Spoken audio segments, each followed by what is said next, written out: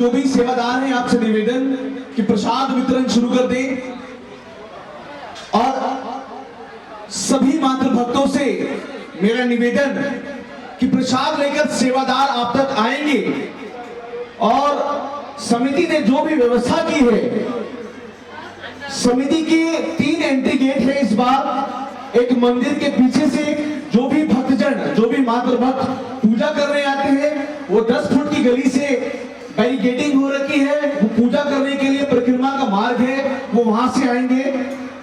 साथ ही मंदिर के सामने एक एंट्री गेट है, जो भी हमारी महिला भक्तजन मातृशक्ति है उनके लिए ये गेट है।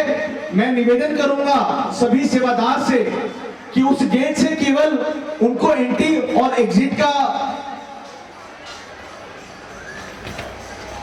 व्यवस्था करके दे, वहां पे सेवादार चले जाएं और प्रसाद सभी तक पहुंचेगा, प्रसाद लेकर अवश्य जाएं।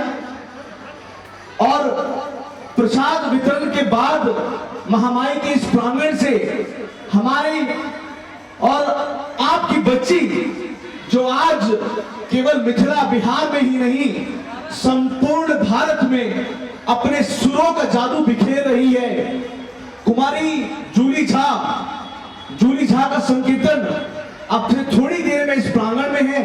तो मैं आप सभी से निवेदन करूंगा कि इस महामाई के संकीर्तन में अवश्य शामिल हो। कुमारी जूली झा